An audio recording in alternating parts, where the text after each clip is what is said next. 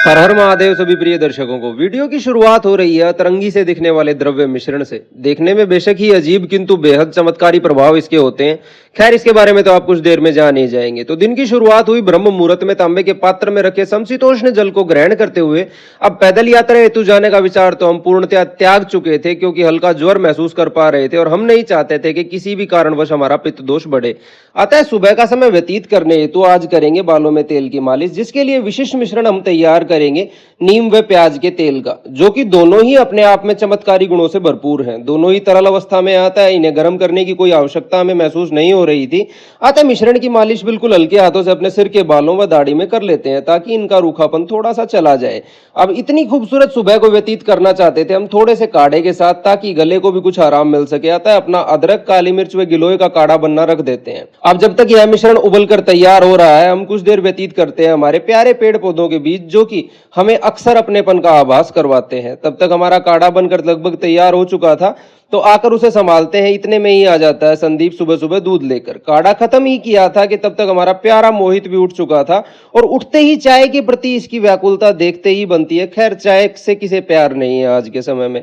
अब हम निश्चय करते हैं कि जल्दी से नहा धो लिया जाए, क्योंकि फिर लेने थे फोन पर काफी सारे परामर्श भी। आता है जल्दी से स्नान ग्रहण कर लेते हैं और शुरू कर देते हैं फोन पर परामर्श का सिलसिला, जो काफी हद तक हमें मानसिक थकावट देने वाला होता है। बीच में ही आप पहुंचते हैं कोरियर वाले भाई साहब, क्योंकि बालों के लिए जो हमने दवाई बनाई थी वो अब खत्म भी हो चुकी थी, अतः वह फिर से मंगवानी पड़ी।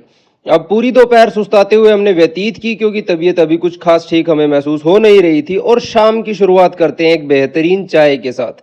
कोशिश करें यदि आप रोज चाय का सेवन कर रहे हैं तो उसे बिना मीठे के ही पिएं, ताकि अतिरिक्त नुकसान से बचाव आपका हो सके।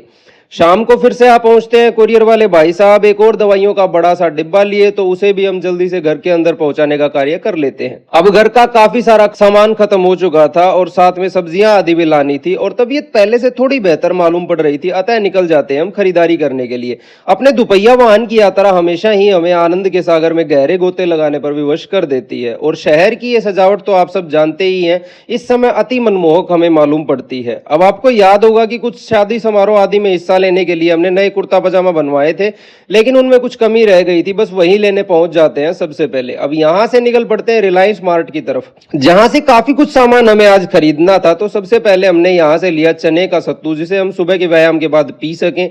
फिर पूजा पाठ की कुछ सामग्री लेनी थी, मच्छरों से निजात पाने हेतु कुछ यंत्र आदि हमने लिए। कुछ बादाम व अन्य सूखे मेवे भी हमने यहाँ से खरीदे।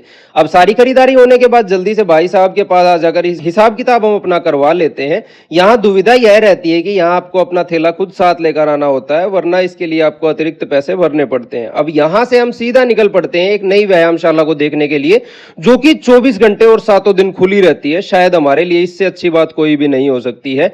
तो व्यायामशाला का एक सूक्ष्म निरीक्षण कर हम निकल पड़ते हैं सब्जी वाले भाई साहब की तरफ, जिनकी मुस्कान की चमकान तो हमेशा ही दिल को छू लेने वाली होती है। यहां से हम ढेर सारी सब्जियां खरीद लेते हैं और समय हो चला था घर वापसी का, क्योंकि रात होने लगी थी।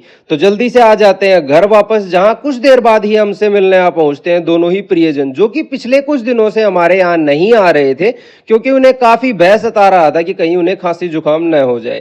खैर, अब तो हम लगभग ठीक हो चुके थे, अतः इनका यह भय भी कुछ कम हो गया था। तो कुछ देर तक इनके साथ वार्तालाप आदि करते हैं और समय हो जाता है इन्हें अलविदा कहने का। और यही समाप्त करेंगे आज के इस व्लॉग को। आप सभी को मेरी तरफ से राम राम।